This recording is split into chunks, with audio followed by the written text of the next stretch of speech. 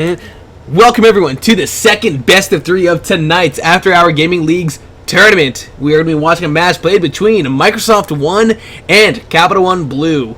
Microsoft One is currently a team that's been undefeated so far throughout this entire season. Capital One Blue, equally as strong, haven't had as much luck as Microsoft, but let's see if they can take a game off the former champions. Today I'm joined by my co-caster, Crick, Chronicle War. I don't know your last name. I'm gonna say Catalyst. Catalyst. Oh, it is Catalyst. Wow, that's an interesting name actually. Don't even doubt yourself, man. You totally got it down. That is an interesting name. Right on. So, well, thank you. I picked it myself. We have on the blue side, Microsoft One are going to be playing for Charity Water. Charity Water is a charity that builds clean water infrastructure in parts of the world that don't have easy access to clean water. I know I've mentioned in previous casts, of course. My favorite thing about that charity is, it appeases the gamer in me. It's a very efficiency sort of thing. Like, there's no reason you should have to walk for miles to get enough water to start your day. Yeah. So actually building more local sources of clean water for people in parts of the world is just super helpful for those communities overall. So fantastic charity there. And speaking of Charity Water, I believe last year, the Google donation that went to Charity Water, they actually built an earth water fountain, like a water well, a earth well in Nepal. I didn't know that. Yeah, it was built in Nepal. Oh, that's great. Yeah. Well, right on. That's great. Hopefully we can get something awesome like that. Yeah, maybe we can get the shrine from the second round of Earth from the intro, the login screen. Yeah. And on the red side, of course, Capital One Blue, they are playing for Women Who Code. That is a group dedicated to helping women break into the tech industry by building networks with other successful women in that field and providing technical assistance to newcomers. So, unfortunately, that's a field that has been very male-dominated, and not based on merit, just based on the fact that that's how it evolved initially culturally in America. So it's a great group. They're trying to work to level that playing field a little bit, make sure everybody's valued based on merit, get people back in there, break that glass ceiling. So two great charities from both sides here. But without further ado, let's go right into analyzing this pick van phase, because boy, we've got some tasty picks. Yeah, definitely. And I gotta say, starting it off, we have the Kog'Maw ban, and you can really tell that was taken towards Agrius. He's been playing a lot of Kog'Maw, and he's definitely pretty dominating on that champion. And meanwhile... Yeah, absolutely. Yeah, and then there's the standard Irelia ban towards Ibne. He's so strong on that champion that I believe he's only played it a number of times that I can actually count on my hand. I've seen him play the Irelia. I've only seen him play it twice, and I believe he's only gotten it about under 10 times this entire tournament. Yeah, but it certainly has been banned more times than that against him. Oh yeah, definitely. And I'm surprised to see that we're not seeing any bans going towards Silent J, because in the past weeks I've seen at least one ban towards him, be it a Nami ban, a Jano, or a Braum ban. Instead, they're leaving him wide open. He actually goes for something that I haven't really seen him play a lot. It's gonna be the Morgana. So it'll be fun to see how he plays it. I find that he's aggressive when he needs to be, but he's also capable of playing passively. He's like the perfect lane. He's like the perfect lane partner. Yeah, he seems to adapt very well to the situation on the ground. And when we've seen bans in the past go towards Silent J, his champ pool is very deep. Like, just as you were saying there's 3 or 4 champions that he's very proficient on, and you only have 3 bans. So if you're really going to try and ban somebody out, he's not really the most effective person to ban against, because he can so consistently perform on a number of champions. So I'm actually a little pleased to see him ignored here in the ban phase, and try and focus those bans on to other power picks that might be of concern there. The Sejuani, the Irelia. The LeBlanc. Clean up some more of their bans. The LeBlanc as well, yeah.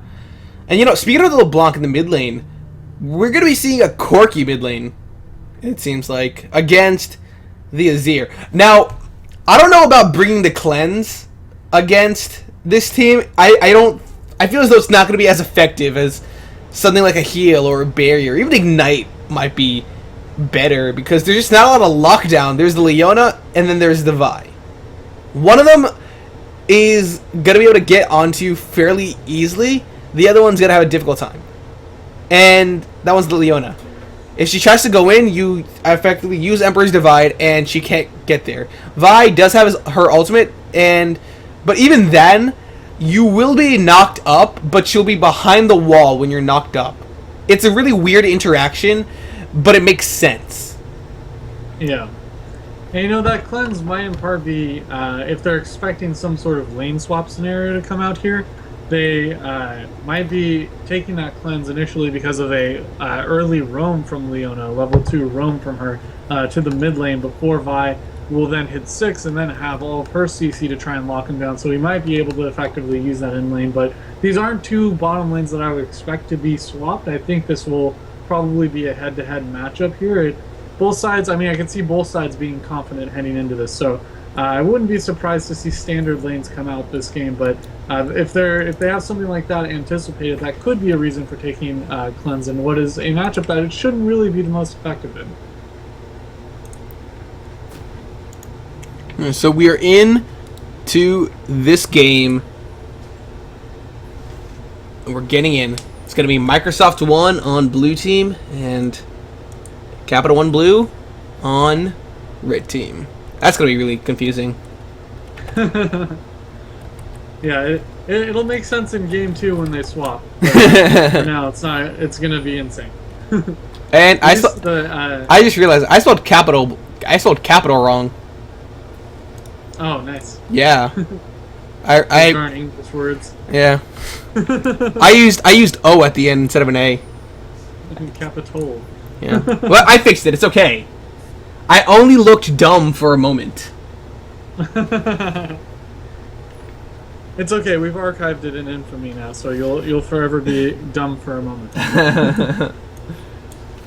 I like seeing that Sand Soldier using that for a little bit of extra vision from his ear there for a little scouting. That's a nice play. I like seeing that. If you're going to take those Sand Soldiers first, well, you're going to take those Sand Soldiers first is what I mean to say, so you might as well use them. You don't really have a choice. Yeah. Just like, there's one more champion that didn't really have a choice. Zillion, that's what it is. Zillion doesn't have a choice in what he can get. He has to get bomb. Poor Zillion and Azir. No freedom. You can take full sustain. You can take speed boost as well, but I guess that's not worth it anymore. Yeah, but who would take that? Yeah. you can only reasonably take the bomb. No. But we do see in Corki, before we get into these lanes, I do just want to mention briefly, Corki is opting for that full sustain start here in the mid lane, so probably more of a either a passive lane, or he's going to be relying very heavily on those phosphorus bombs to try and shove that lane up as much as possible. Oh, man. So right over the shoulder of Lucian. Yeah.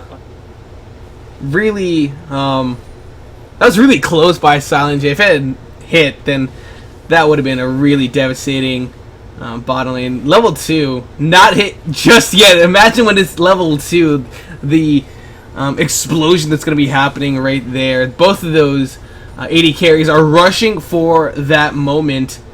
And once that last minion goes down, it's going to be level 2 hit by the red team first. Capital One. Not going to go in just yet. Silent J looking for a binding.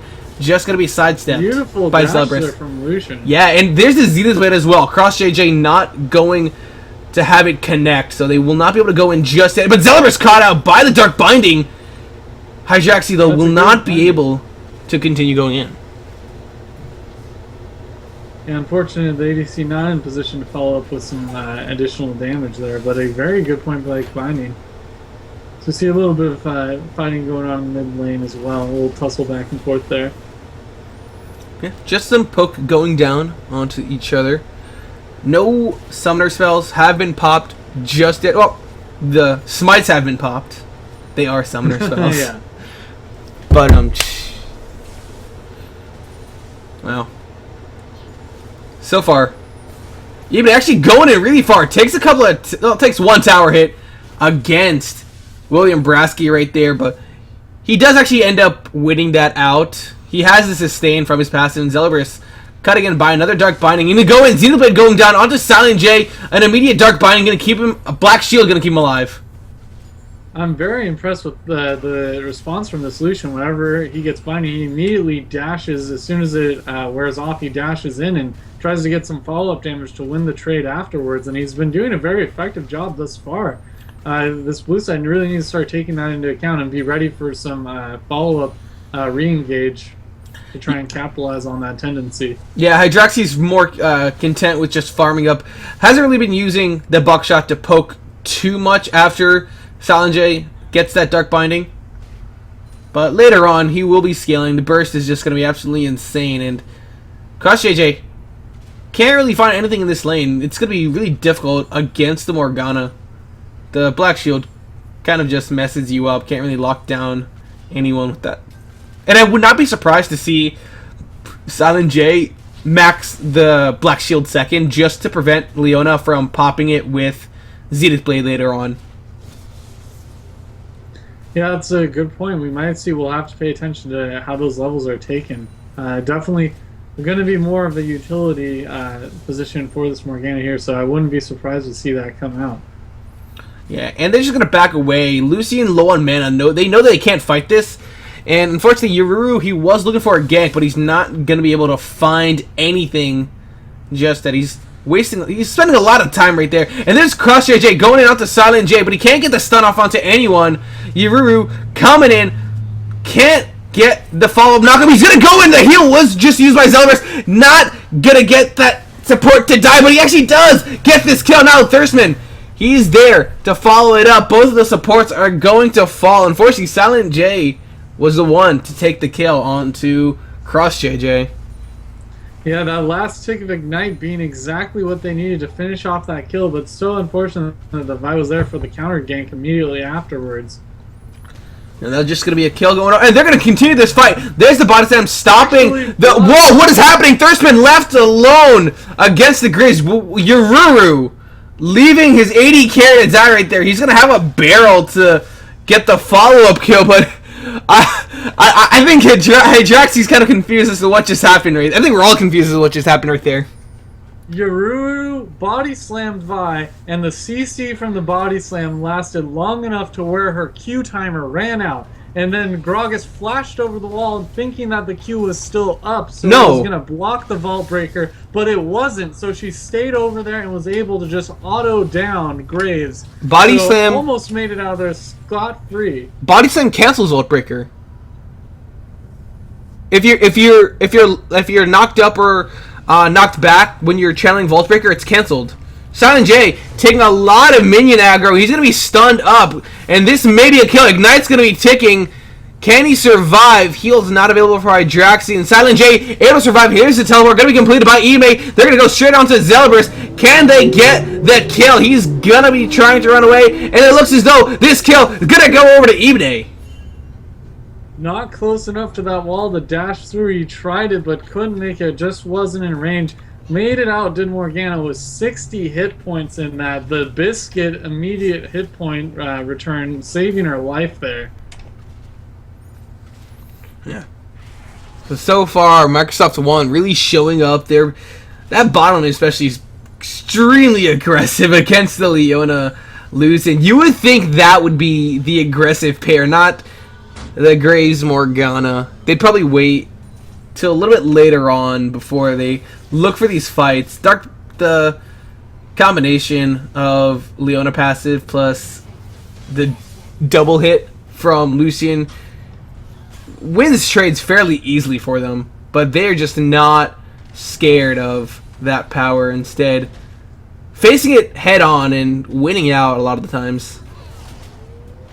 Yeah, and right now, after this round of backs, there is a slight advantage going over to that Graves. He does have those boots completed over Lucian, so he will be able to try and dodge around that Leona. Oh man, Agrius gonna be Valkyrie away and knocked back by the explosive cast. Here comes Thurstman as well. Emperor's Divide knocking that Vi away, and he should be able to survive. There's Agrius though in those Sand Soldiers attack range. No flash used by him, and he does have Missile Barrage to clear the wave up. Hydraxi, the burst damage from the buckshot is going to be doing a lot of damage. It was nerfed last patch, but it's still an extremely strong spell. It's just it just does less damage if you don't hit multiple shots of it now.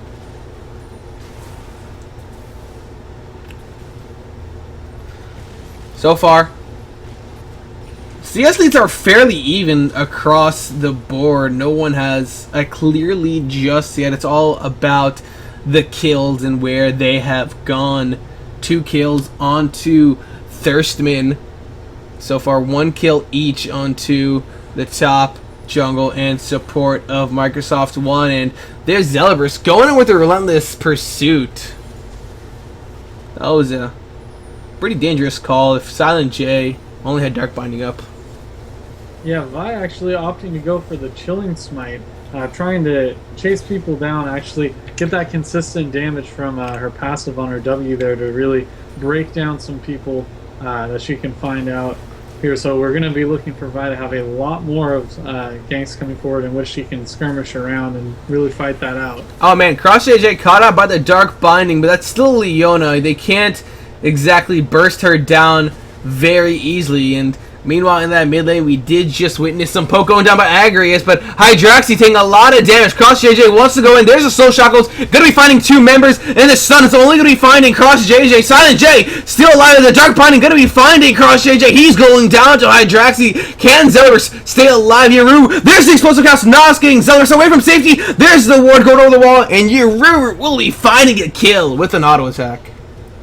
Beautiful cast there initially to land the slow to make sure he stayed in ult range and couldn't get to that wall in time to dash over. Oh man, I'll get back to that because William Braxey, his hop was canceled by the Arcane Smash of eBay, and that was just a huge trade being won by the Maokai in the top lane right there. Yeah, unfortunately that trade going down before the Narbar was filled, and now that it's filled, he's actually low enough to where he's going to play back here. Oh man, Thirstman... Yuru, he's just gonna waste his time. Nope, he's just gonna let it happen. Okay, I thought he was gonna waste his time. He was spotted out by a warden. Agrius walking in. The pink one actually didn't spot him out, I guess. Valkyrieing away, but he can't do anything. That's the win for his rod, knocking him away from safety. And Yuru taking another kill. Come on, man. Give a kill over to the mid lane. Broseph needs some love. Beautiful restraint there from Yururu, though, to not get in to disrupt the back, to actually wait. So they felt that that brush was cleared, so Corki would walk right into it face first with no vision, and then all of a sudden there's a fat man right in your face, body slamming you, locking you down. Yeah. Oh man, Zelibrus caught out by the Dark Binding. He's not going to take too many tower hits because the minions were still there.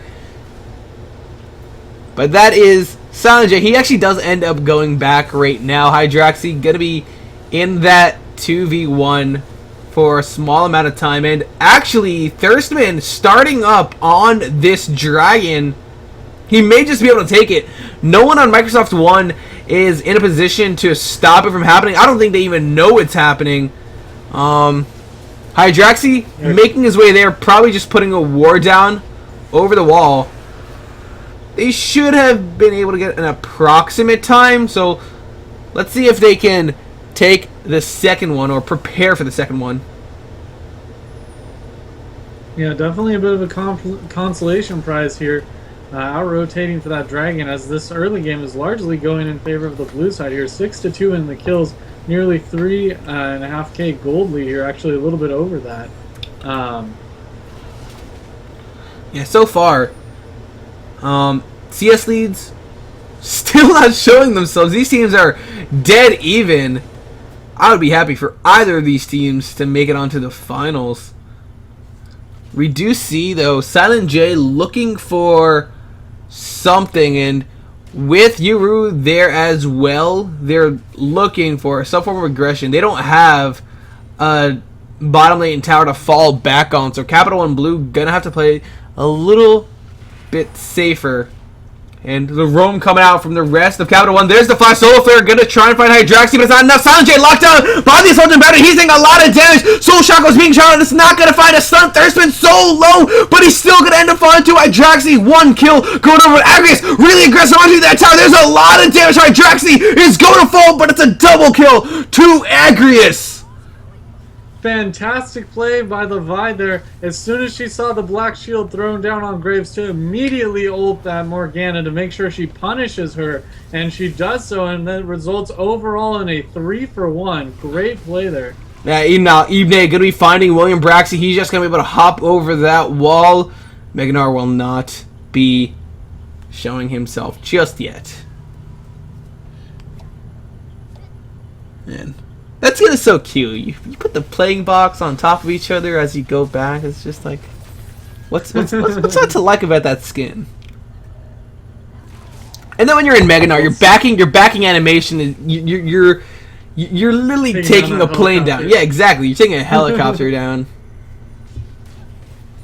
No, there's the tower being put down by Broseph right there, just to give himself a bit of extra CS. I don't think he's going to be able to take that cannon in, unfortunately, though. Yeah, very unfortunate time to throw down that turret, because he was immediately leaving it to go get that blue buff. So it was actually just some free local gold going over to that Lucian and Corki there. Yeah. I don't think he planned it out for the blue buff to spawn at that point, but he didn't want to delay it any longer. And they're actually going to be going in. Here comes the gank from Yuru. They're trying to follow up, but they're a little bit too far, and Agri is forced to Valkyrie away. Silent J looking from the backside. They're gonna find him. He's locked down, and a kill going over to Yururu, and here comes the Thirstman and William Braxey trying to escape the wrath of Microsoft. 4 members are there. Here's the 5th Hydraxi looking to start this fight up again. Broseph going in, and he's not able to get the Emperor's Divide, but a nice Dark Binding finds Zealous, and it's a kill going over Hydraxi. Soul Flare was just used, but it's not going to be enough to save the AD carry's life. That's going to be a 2-for-0 in favor of Microsoft 1. All the credit there to Silent J. Right as that Lucian was almost out of combat, the very tip of that Dark Binding lands, and immediately there's enough a reaction from the rest of the team to throw out all the damage they have and get the kill. Yeah. Oh man, Silent J not able to get that Dark Binding, but it's okay. They've done enough work. They've taken a couple of kills, and they've gone on to the Graves. He's going to be so powerful as this game progresses. Infinity Edge completed by him, and Berserker's Greaves as well. He's just gone back. Let's see what he picks up. It's the Scrying Orb and the components of Azil. Yeah, very unfortunate too for Corki. About 53 gold short of a Trinity Force. He has all the components here. So he's actually going to be a little bit behind. He's actually going to go back right now just to complete that up and grab a pink ward. Yeah. So, power spikes being completed. Power spikes being hit all around. Graves, the Corki, even the Azir, just with the Morella Namicon, it's going to be so nice. I will return, actually. Got to be back, unfortunately. Okay, I do want to point out as well, this Maokai we see right here, going for the Rod of Ages instead of the Righteous Glory, already at half stacks here. He's certainly going to be able to be a much larger force here, though a bit less utility for his team to engage. So if we can see the Gragas and his Morgana continuing to land good engagements later on, that shouldn't be too much of a factor, though of course the Twisted Advance, as we see here, always going to be available as a form of engage as well. A good fight back and forth. We actually see the Gnar into the turret, but the last hero minion is there to tank that final turret shot to make sure that trade goes in their favor. It looks like Scuttle Crab here is going to be picked up with 30 seconds till Dragon. Vi actually going to Vault Breaker away from that binding. Good dodge there. As we see Exir clearing out of the pink ward, playing that vision denial game. Throwing down a pink of their own as Morgana, just barely missing the binding there onto Corki. As the Fat Man's going after Vi, there's the follow-up from Azir as well. She's actually Emperor's Divided over the wall, but she's still going to go down there, and Lucian forced to immediately dash away. Doesn't want any of that. Morgana, flash Q to try and catch them, forces the Valkyrie. Actually is going to throw down her ultimate. That bush was warded, so Morgana's not going to be able to survive the Corki, but Corki will go down, and now that is 2 members down. This should be an uncontestable dragon as the smite is gone from the red side here. Yeah, sorry about that. That was my grandma. Yeah. You having a family. Get your priorities straight. Oh my god. But she's giving me dinner. Like...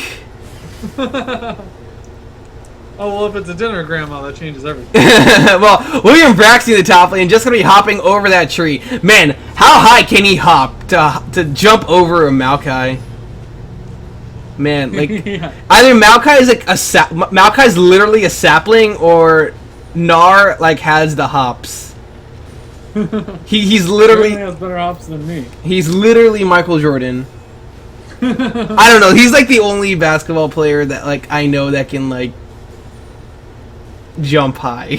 So yes, yes, effectively. So my knowledge in other sports are limited, except for esports. Yeah, I'm largely an esports fellow myself. Basketball, you dribble, right? That's the sport where you kick it into the field goal, right? Yeah, it's sports ball. I believe it's the name. Oh man, so 20 minutes into this exact, and it looks as though Microsoft One did indeed take the first dragon for themselves after they lost the first dragon of the game to Capital One Blue. Components of what looks to be a Phantom Dancer in Hydraxi's inventory. So once that's completed, it's gonna be sorry, I had a cough.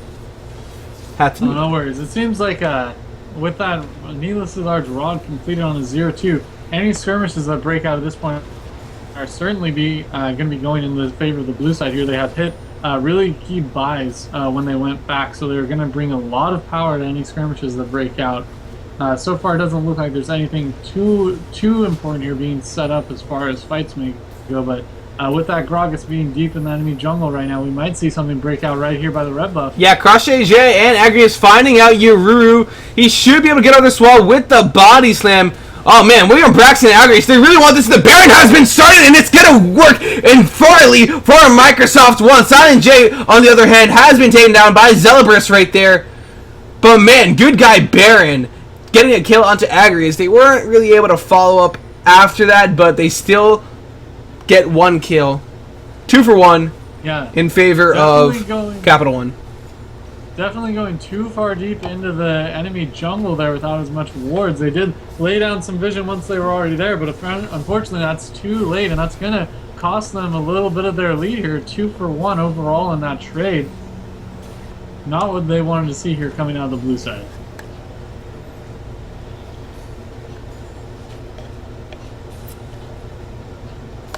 Yeah. So far, it looks as though... Okay, so Corky is actually going to be going AP. I thought he was going to be like hybrid, but he's actually going full AP. I agree with the Trinity Force actually, because it gives you a lot more mid-game presence. If you had gone, power spike must be respected. Yeah, if you had just gone with the straight Luden's Echo, his power wouldn't have been as strong as it is right now. It'd be pretty powerful, but now with the Trinity Force and then the Ludens, he gets like they have to like build. It's tough to build against him already because he does a lot of AD and AP, but now it made it even harder by going Trinity Force and now Ludens. He's really like making them decide what are they scared of more, his AD damage or AP damage. Yeah, absolutely. Who's going to be more of a force here? Is it going to be Lucian or is it going to be Corky? Who do you want to respect in this matchup here? Yeah, it looks like so far Corky definitely needs to be respected, but Silent J, solo, gonna flash out. Yeah, Hydraxi signed up by the Soul Thrower, but Silent J taking a lot of damage. He's able to survive so far, and Ibne gonna be swiped into safety by William Brasky right there. Meanwhile, on the sidelines, Brosef and Yururu looking to follow up, but no casualties so far. Barely making it out with their lives intact here. Those blinking red health bars. That could mean this top lane turret going down here. The Emperor's Divide going to be used to try and zone them away, and effectively so, possibly save this turret. And they're trying so hard to take this. Meanwhile, Thurstman in the mid lane, looking to maybe take 2 towers, one on top and one in mid. But there is Ibne in the mid lane to stop that push from happening. And Broseph making his way back right now. Hydraxi's still in that top lane, but he's out of mana. And that looks like it will successfully be both turrets defended here by the blue side. Great play there. It did cost them the Emperor's Divide at the start, but certainly worth it to prevent that global gold from going out to the red side here and starting to even up this gold disparity, which now remains around 5k in favor of the blue side. Yeah, there is the Zeal items being completed by both of those AD carries. It looks as though Zelibus actually went for the static shift, so a bit more of a mid-game impact when you to help with Hydraxi's mid-game power spike. And Hydraxi, on the other hand, went for the Phantom Dancer, so he's going to have a bit more of a late-game impact with that item. And oh man, William Braxey still caught out by the Dark Binding. The collateral damage didn't connect, but Yeru, with an Ice Explosive Cask, brings Thurstman into the backside, and he's going to be taken down. There's Cross JJ going very far onto Hydraxi, but it's not going to matter. That's a double kill already up to Broseph, and Yeru still in these fights. It's a triple kill for Broseph. Can he get a quadra? Can Agri Small? It's going to be a quadra kill to Broseph. Pentakill. Absolutely fantastic play. Who's the scrub that took the pentakill? Who is he? I am mad for you, Broseph. Ibne, meanwhile, in the top lane, pushing that. It was Ibne, wasn't it? That's why he's all the way over there. He doesn't want to feel Brosef's raft right there. Well, you know, if that Azir wasn't already online, he certainly will be now. Already the Morellonomicon and Deathcap completed before that. Now with a quadra kill to go back on. I mean, that's already 1,900 gold in his inventory right now, ready to spend immediately after that engagement. So now this Azir is going to become those nightmare Azirs of legend. Yeah. And then you have Yeruru. He's 6'2" and 8, and he's effectively unkillable. He was taking up effectively off all 5 members of Capital One Blue and that last team fight, and he got down to just under half health. It is going to be really difficult to take him down. And then there was just no one on Capital One Blue actually went in onto Hydraxi in that fight. They let him do all the damage that he wanted to. Granted, Broseph was the one that was doing the majority of the damage, but Hydraxi cannot be underestimated. Yeah, absolutely, and it's always nice to see when your tank jungler does take those initial kills in the game, to see him throw himself recklessly into the team to tank up as much as possible, because, you know, it's very hard to just ignore someone who literally body slams into your face. But you know, if you don't choose to ignore him, you're going to burn all of your cooldowns on him for nothing, essentially. As the mid lane here, wow, oh man, so much damage. Yeah, Agri is able to survive with the Valkyrie, but meanwhile, Yeru is on the sidelines. He's looking for an explosive cask to catch someone out. That tower is going to be taking a lot of damage, and with the Azir turret on the backside, they have a really easy way to fall back on. And that's the flash! And a nice explosive cast going to finding a kill onto, I guess, William Brassey falling as well. Hydraxi locked down by the Vi ultimate, but that's going to be an immediate double kill for Broseph. Triple kill for Broseph past the Emperor's Divide. And this will be almost an ace, not quite, for Microsoft One, but they're going to be pushing down in this mid lane. The inhibitor tower falls, and the inhibitor falls as well. And meanwhile, if you look at the top lane, there's a huge minion wave making its way to that position as we speak. Ibne tagging up that tower for his team. And with the minions there as well, they're going to be taking the top inhibitor tower and maybe even the top inhibitor. Zelibris not going to be able to do too much. They're going to have to let it fall. And you know, that last team fight, it was exactly what we were talking about going into that. With that immense power spike that came, with this advantage to get those items, nearly an item entirely completed ahead of some of their counterparts here are the blue side. So any fight that breaks out is going to go as in favor as that last one did, and now able to capitalize it as the fight broke out so close to their base by their inhibitors to get 2 inhibitors I mean, if you want to talk about a base being cracked wide open, that's what just happened here. Yeah, right now, very little that they'll be able to do.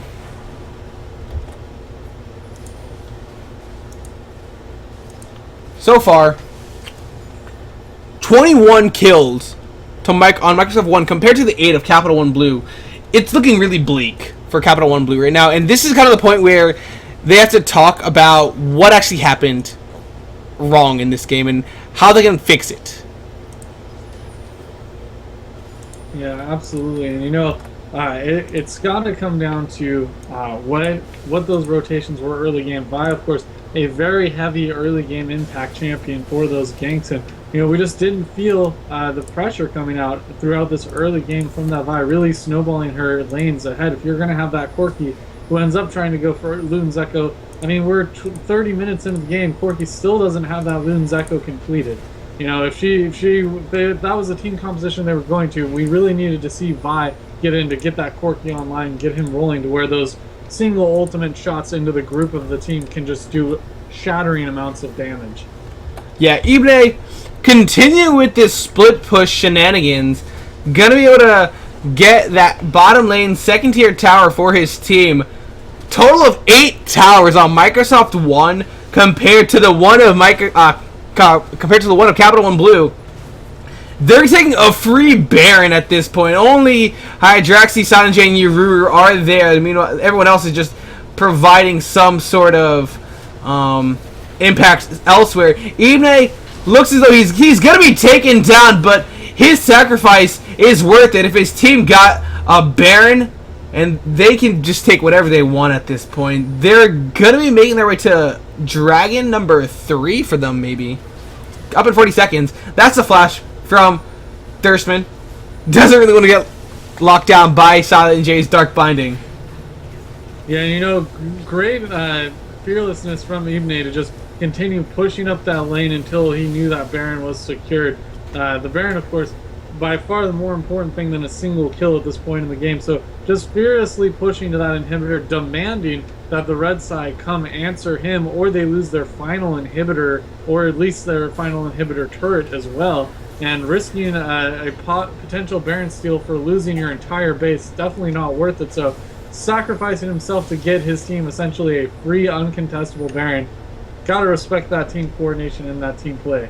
Now, right now, Baron number 4 will be going over to Microsoft One, and they're going to be able to do that. And now, at this point, it's just pick a lane and push it out. That Baron buff is halfway done, so this may be the only push they get off of it, so they're going to have to make it count. But I think they've already made this entire game count. They're really showing us why they are the number 1 team in this league. Yeah, absolutely. And those super minions streaming into the base on both top and middle now. Absolutely already knocking on the front door of the top lane now, going past the dead inhibitor. They're not going to be able to... Oh man, Thurstman very far out. Broseph going to be the target, but he's going to be able to survive. Meanwhile, Silent J with the beautiful soul shackles going to be finding the sun onto Cross JJ, and he is taken down by Broseph. And now Hydraxi just going completely insane. He's still taken down. Ibne not enough to keep him alive, but a double kill will be finding its way onto Broseph. William Brasky, he's the last one to fall, and this is going to be Microsoft One winning game 1 of game 1 of tonight's best of 3 between Capital One Blue. And man, what a performance. Yeah, Capital One Blue gonna be on the back foot now. It's do or die for them if they want to keep their finals hopes alive. They need to win these next 2 semifinal matches, or they're out. All right, so we will return for game 2 of this best of 3. Hope you guys stay tuned. Yeah.